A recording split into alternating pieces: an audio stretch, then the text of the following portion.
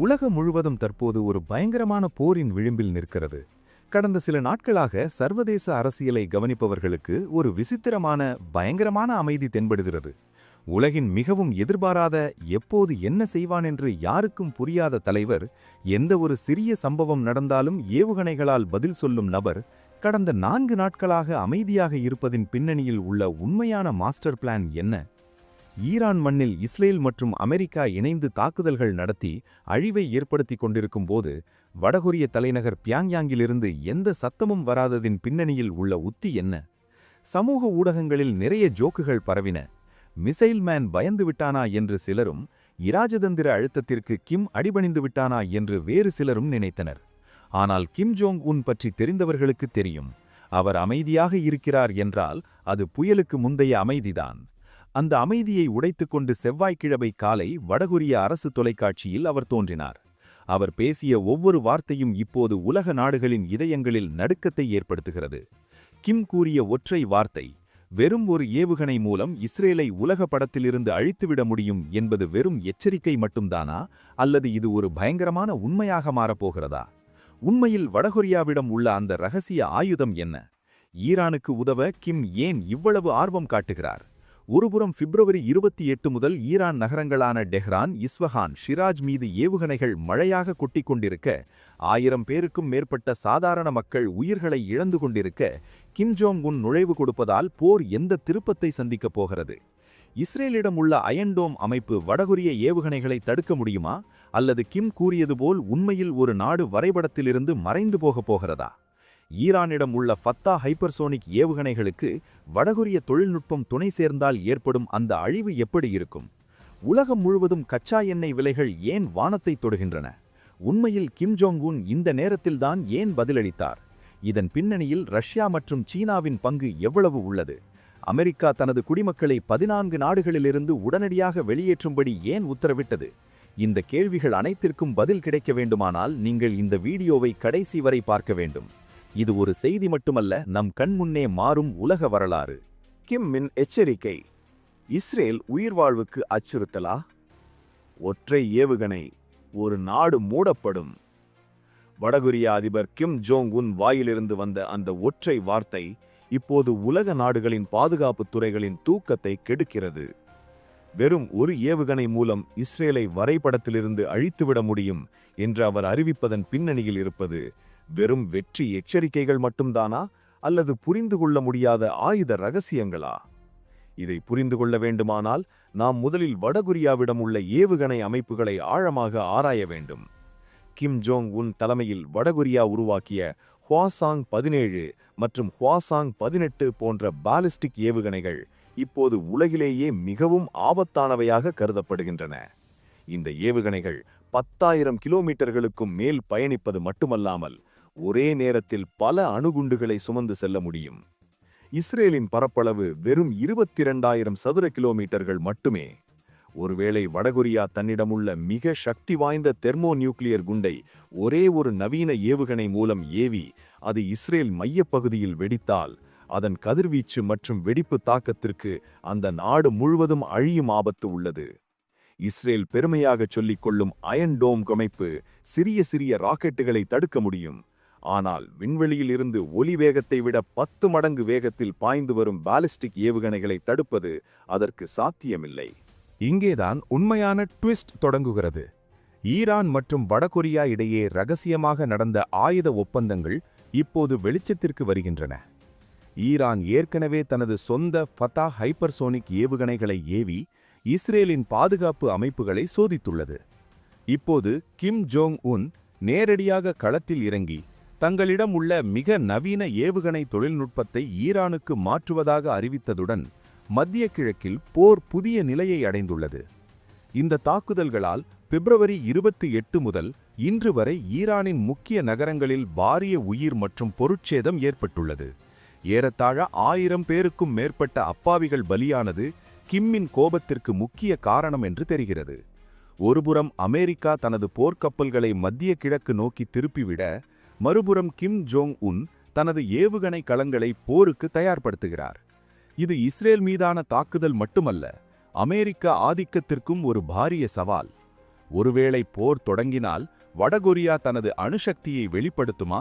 Israel தன்னை தற்காத்துக் கொள்ள எப்படிப்பட்ட பதிலடி தாக்குதல் நடத்தப் போகிறது? உலகப்போர் விளிம்பில் இருக்கும் இந்த தருணத்தில் கிம் ஜோங் உன் ஒரு ஏவுகணையை ஏவினால் அது இஸ்ரேலை மட்டுமல்ல, மொத்த உலக சமாதானத்தையும் அழிக்க வாய்ப்புள்ளது. வரும் மணிகள் மிக முக்கியமானதாக இருக்கும். ஏனெனில் கிம் ஜோங் உன் எப்போதும் வார்த்தைகளில் நிற்பதில்லை, அவர் செயலில் செய்து காட்டுவார் என்பதை வரலாறு சொல்லும் உண்மை. ஈரான் மண்ணில் அழிவு மற்றும் வடகொரியா ஆதரவு. உண்மையான விவரங்கள். பிப்ரவரி 28ஆம் தேதி ஈரான் மண்ணில் தொடங்கிய அந்த தாக்குதல்கள் வெறும் எல்லை பிரச்சினைகள் என்று நினைத்தால் தவறே. ஏனெனில் அந்த இரவு முதல் ஈரான் வரலாற்றிலேயே கண்டிராத பயங்கரமான ஏவுகணை மழை பொழிந்தது. அமெரிக்கா மற்றும் இஸ்ரேல் படைகள் இணைந்து நடத்திய இந்த ஆபரேஷனில் டெக்ரானிலிருந்து இஸ்பஹான் வரை, ஷீராஜிலிருந்து தப்ரிஸ் வரை உள்ள முக்கிய நகரங்கள் அனைத்தும் ஏவுகணைகள் மற்றும் தற்கொலை ட்ரோன்களின் தாக்குதலுக்கு நடுங்கின. இது வெறும் இராணுவ தளங்கள் மீதான தாக்குதல் மட்டுமல்ல, சாதாரண மக்களின் வாழ்க்கையை சின்னாபின்னமாக்கிய மாபெரும் அழிவு. மனித உரிமை அமைப்புகளின் அதிகாரப்பூர்வ கணக்கீடுகளின்படி பிப்ரவரி 28 முதல் இன்று வரை 1000 பேருக்கும் மேற்பட்டவர்கள் உயிரிழந்துள்ளனர். இவர்களில் போர் என்றால் என்னவென்று கூட தெரியாத குழந்தைகள், பெண்கள் மற்றும் முதியவர்கள் இருப்பது மிகவும் சோகமானது. குழந்தைகளின் சிரிப்புகளால் நிறைந்திருக்க வேண்டிய பள்ளிகள், அவர்கள் விளையாட வேண்டிய விளையாட்டு மைதானங்கள் இப்போது பிணக்குவியல்களாக, சிதிலமடைந்த குவியல்களாக மாறிப்போயின. மருத்துவமனைகள் பாதிக்கப்பட்டவர்களால் நிரம்பி வழிகின்றன. அடிப்படை தேவைகள் கூட கிடைக்காத நிலை உள்ளது. சரியாக இத்தகைய கடினமான நேரத்தில்தான் கிம் ஜோங் உன் செய்த அறிவிப்பு உலகை ஆச்சரியத்தில் மூழ்கடித்தது. உண்மையில் வடகொரியாவுக்கும் ஈரானுக்கும் இடையே உள்ள அந்த 10 ஆண்டுகள் பழமையான பிரிக்க முடியாத பிணைப்பு என்னவென்று நாம் ஆழமாக ஆராய வேண்டும். 1980களின் ஈரான்-ஈராக் போரிலிருந்து இன்று வரை பியாங்யாங் மற்றும் டெஹ்ரான் இடையே இராணுவ ஒத்துழைப்பு மிகவும் வலுவாக உள்ளது. ஈரான் பெருமையுடன் காட்சிப்படுத்தும் ஷாஹாப் தொடர் பாலிஸ்டிக் ஏவுகணைகளை நாம் நுணுக்கமாக கவனித்தால் அவற்றில் வடகொரியாவை சேர்ந்த நோடாங் ஏவுகணைகளின் தொழில்நுட்பம் தெளிவாக தென்படுகிறது. அதாவது ஈரான் ஏவுகணை சக்தியின் பின்னால் உண்மையான மூளை வடகொரியாவுடையதுதான் என்பதில் எந்த சந்தேகமும் இல்லை. ஆனால் இப்போது கிம் ஜோங் உன் வெறும் தொழில்நுட்பத்தை தருவதாக சொல்லவில்லை, நேரடியாக மிக நவீன ஏவுகணைகளை வழங்குவதாக அறிவிப்பது மத்திய கிழக்கில் இராணுவ சமநிலையை முற்றிலும் தலைகீழாக மாற்றப் போகிறது. அமெரிக்க தடைகளால் தனிமைப்படுத்தப்பட்ட இந்த 2 நாடுகளும் இப்போது ஒரு அணியாக மாறி உலக சூப்பர் பவருக்கு சவால் விடுக்கின்றன. ஒருவேளை வடகொரியா தன்னிடம் உள்ள மேம்பட்ட நீண்ட தூர ஏவுகணைகளை ஈரான் கைகளில் கொடுத்தால் இனி இஸ்ரேலுக்கு பாதுகாப்பு என்பது கற்பனைக்கும் அப்பாற்பட்டது. ஈரான் படும் கஷ்டங்களை பார்த்து கிம் ஜோங் உன் கோபத்தில் துடித்து வருவதாகவும், தனது நட்பிற்கு அடையாளமாக எந்த ரிஸ்கையும் எடுக்க தயாராக இருப்பதாகவும் சர்வதேச நிபுணர்கள் ஆய்வு செய்கின்றனர். ஈரான் மண்ணில் நடந்த இந்த தாக்குதல்கள் ஒருபுறம் என்றால், கிம் ஜோங் உன் நுழைவு கொடுப்பதால் வரும் நாட்களில் ஏற்படப் போகும் மாற்றங்கள் மறுபுறம். இது வெறும் 2 நாடுகளுக்கு இடையிலான போராட்டம் அல்ல, ஆசியாவிலிருந்து மத்திய கிழக்கு வரை பரவப்போகும் ஒரு மாபெரும் சங்கிராமத்தின் ஆரம்பம் போல் தெரிகிறது. வடகொரிய ஏவுகணை சக்தி இஸ்ரேலுக்கு உண்மையிலே அச்சுறுத்தலா? வடகொரியாவின் ஏவுகணை திறனை பற்றி மேற்கத்திய உளவு அமைப்புகள் பல ஆண்டுகளாக ஆராய்ச்சி செய்த போதிலும் கிம் ஜோங் உன் ஆயுத கிடங்கில் உள்ள உண்மையான ரகசியங்கள் இன்னும் யாருக்கும் புரியவில்லை. கிம்மிடம் உள்ள ஹுவாசாங் தொடர் ஏவுகணைகள் வெறும் அண்டை நாடுகளுக்கு மட்டுமல்ல, அமெரிக்க முதன்மை நிலப்பகுதியையும் கூட தாக்க முடியும் என்பது ஏற்கனவே நிரூபிக்கப்பட்டுள்ளது. இப்போது இதே ஏவுகணைகள் ஈரான் கைகளுக்கு சென்றால் இஸ்ரேலின் நிலை என்ன என்பது $1 மில்லியன் கேள்வி. ஈரானிடம் இப்போதே ஃபத்தா போன்ற ஹைப்பர்சோனிக் ஏவுகணைகள் உள்ளன. இவை ஒலி வேகத்தை விட 5 மடங்கு அதிக வேகத்தில் பயணித்து வெறும் 3 நிமிடங்களில் இஸ்ரேல் தலைநகர் டெல் அவீவை அடைய முடியும். இவற்றுடன் வடகொரியா தனது ஆயுத கிடங்கில் உள்ள மிக சக்தி வாய்ந்த பாலிஸ்டிக் ஏவுகணைகளை ஈரானுக்கு வழங்கினால், இஸ்ரேல் பெருமையாக சொல்லிக்கொள்ளும் அயன் தோம் மற்றும் ஆரோ பாதுகாப்பு அமைப்புகள் அவற்றை தடுப்பது கிட்டத்தட்ட சாத்தியமற்றது. உண்மையில் கிம் ஜோங் உன் இந்த நேரத்தில்தான் ஏன் களத்தில் இறங்கினார் என்று யோசித்தால் இதன் பின்னால் ஒரு பாரிய மாஸ்டர் பிளான் தென்படுகிறது. முதலாவது, பொருளாதார நன்மை. அமெரிக்க தடைகளால் பொருளாதாரத்தில் பின்தங்கிய வடகொரியாவுக்கு எண்ணெய் செல்வம் மிக்க ஈரானுடன் ஆயுத வியாபாரம் என்பது ஒரு பெரிய நிம்மதியை அளிக்கிறது. இரண்டாவது, அமெரிக்காவுக்கு நேரடியாக சவால் விடுதல். தன்னை தனிமைப்படுத்த முயற்சிக்கும் வாஷிங்டனுக்கு தான் உலக அரசியலில் எவ்வளவு முக்கியமான சக்தி என்பதை கிம் நிரூபிக்க விரும்புகிறார். மூன்றாவது, சீனா மற்றும் ரஷ்யாவுக்கு ஒரு வலுவான சமிஞ்ஞை அளித்தல். பெய்ஜிங் அல்லது மாஸ்கோ ஆதரவு இல்லை என்றாலும் தான் சொந்தமாக சர்வதேச முடிவுகளை எடுக்க முடியும் என்பதை அவர் காட்டுகிறார். கிம் செய்த இந்த அறிவிப்பிற்கு பிறகு உலக நாடுகளில் ஒருவித பயம் தொடங்கியுள்ளது. அமெரிக்காவில் உள்ள ஒயிட் ஹவுஸ் மற்றும் பென்டகன் இந்த எச்சரிக்கையை மிகவும் சீரியஸாக எடுத்துக்கொண்டுள்ளன. ஒருவேளை ஏவுகணை வழங்கல் நடந்தால் எதிர்பாராத விளைவுகள் ஏற்படும் என்று எச்சரித்துள்ளன. இஸ்ரேல் பிரதமர் நெதன்யாகு அமைதியாக இருந்தாலும் அங்குள்ள இராணுவ நிபுணர்கள் மட்டும் இது ஒரு ஆபத்தான எச்சரிக்கை என்று கருதுகின்றனர்.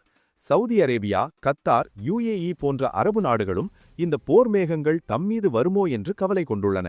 இந்த பதற்றத்தின் தாக்கம் ஏற்கனவே உலக பொருளாதாரத்தில் தெளிவாக தென்படுகிறது. போர் பயத்தால் கச்சா எண்ணெய் விலைகள் வானத்தை தொடுகின்றன. வெறும் ஒரு வாரத்தில் பீப்பாய் விலை $20 உயர்ந்துள்ளது. முதலீட்டாளர்கள் பாதுகாப்பான வழியாக கருதி தங்கத்தில் முதலீடு செய்வதால் தங்க விலைகள் சாதனை அளவை எட்டியுள்ளன. கச்சா எண்ணெய் விலைகள் உயர்வதால் போக்குவரத்து செலவுகள் அதிகரித்து சாமானியன் வாங்கும் ஒவ்வொரு பொருளின் விலையும் அதிகரித்து வருகிறது. இது இவ்வாறே தொடர்ந்தால் உலகம் முழுவதும் பாரிய பொருளாதார நெருக்கடி வருவது உறுதி. கிம் ஜோங் உன் ஒரு அறிவிப்புடன் அங்கு இராணுவத்துறை, இங்கு பொருளாதாரத்துறை இரண்டும் புரண்டு விழுகின்றன. இது வெறும் வார்த்தை போராக நின்றுவிடுமா அல்லது உலக அழிவுக்கு வழிவகுக்குமா என்பது வரும் நாட்களில் தெரியவரும். உலக எதிர்காலம் எங்கு நோக்கி? வரலாற்றை நாம் ஒருமுறை நுணுக்கமாக ஆராய்ந்தால் வடகொரிய அதிபர் கிம் ஜோங் உன் வெறும் வார்த்தைகளில் சமாதானமாகும் நபர் அல்ல என்பதும், தான் என்ன சொன்னாலும் அதை செய்து காட்டும் பிடிவாதமுள்ள தலைவர் என்பதும் தெளிவாகிறது. கடந்த காலத்தில் சர்வதேச சமூகம் தடுத்தும் கேட்காமல் அணுசோதனைகள் நடத்தியதும், கண்டங்களுக்கு இடையேயான பாலிஸ்டிக் ஏவுகணைகளை ஏவி அமெரிக்காவையும் எச்சரித்தது போன்ற சம்பவங்கள் அவர் எவ்வளவு ஆபத்தான முடிவுகளுக்கும் பின்வாங்க மாட்டார் என்பதை நிரூபித்துள்ளன. அதனால்தான் இப்போது அவர் ஒரு ஏவுகணை போதும் இஸ்ரேலை அழிக்க என்று சொன்ன வார்த்தைகளை உலக நாடுகள் சிறிதும் லேசாக எடுத்துக்கொள்ளவில்லை. தற்போது மத்திய கிழக்கு ஒரு பயங்கரமான டைம் பாம்பின் மீது உட்கார்ந்துள்ளது. அது எந்த நொடியில் வெடிக்கும், எந்த முடிவு உலக அழிவுக்கு வழிவகுக்கும் என்று யாரும் கணிக்க முடியவில்லை. ஐக்கிய நாடுகள் சபை ஏற்கனவே அவசர கூட்டங்களை ஏற்பாடு செய்து சமாதான பேச்சுவார்த்தைகளுக்கு முயற்சித்த போதிலும் கள நிலவரங்களை பார்க்கையில் போர் தவிர்க்க முடியாததாக தோன்றுகிறது. கிம் ஜோங் உன் மற்றும் ஈரானிடையே முடிவாகும் அந்த இரகசிய ஒப்பந்தங்களின் மீதுதான் இப்போது உலக எதிர்காலம் தங்கியுள்ளது. ஒருவேளை கிம் தனது வாக்குறுதியின்படி நின்று அந்த மிக நவீன ஏவுகணைகளை ஈரான் கைகளில் கொடுத்தால் அது வெறும் இஸ்ரேலுக்கு மட்டுமல்ல, மொத்த உலக பாதுகாப்பு அமைப்புக்கே ஒரு தீராத அச்சுறுத்தலாக மாறும். ரஷ்யா மற்றும் உக்ரைன் போரால் ஏற்கனவே உலகம் பொருளாதார ரீதியாக சிரமங்களை சந்தித்துக் கொண்டிருக்க, இப்போது மத்திய கிழக்கில் மற்றொரு பாரிய போர் ஏற்பட்டால் அது உலகை இருண்ட நாட்களுக்குள் தள்ளுவது உறுதி. ஒருபுறம் அமெரிக்கா தனது போர் விமானங்களை களத்தில் இறக்கிக் கொண்டிருக்க, மறுபுறம் கிம் ஜோங் உன் தனது ஏவுகணை சக்தியை காட்டி உலகுக்கு சவால் விடுக்கிறார். மிசைல் மேன் இந்த சர்வதேச சதுரங்கத்தில் மீண்டும் நுழைந்துள்ளார். இம்முறை அவர் எடுக்கும் ஒவ்வொரு அடியும் ஒரு பெரும் புயலுக்கு வழிவகுக்கலாம். இந்த ஆட்டத்தில் பந்தயம் மிகப் பெரியது. ஏனெனில் இது வெறும் 2 நாடுகளுக்கு இடையிலான சண்டை அல்ல, மொத்த உலகின் உயிர்வாழ்வு சம்பந்தப்பட்ட விஷயம். வரும் சில நாட்கள் கழிந்தால்தான் நமக்கு உண்மையான விவரங்கள் தெரியும். அதுவரை உலகம் முழுவதும் மூச்சை பிடித்துக் கொண்டு பார்க்க வேண்டியதுதான். கிம் ஜோங் உன் தனது ஆயுத கிடங்கில் உள்ள அந்த இரகசிய ஏவுகணையை வெளியே எடுப்பாரா? இஸ்ரேல் இதற்கு எப்படி பதிலளிக்கப் போகிறது என்பது இப்போது கோடிக்கணக்கான மக்களின் மூளையை குடையும் கேள்வி. எதுவாக இருந்தாலும் உலக அரசியலில் கிம் ஜோங் உன் ஒரு தவிர்க்க முடியாத சக்தியாக மாறியுள்ளார் என்பதை இந்த சம்பவம் மீண்டும் ஒருமுறை நிரூபித்துள்ளது.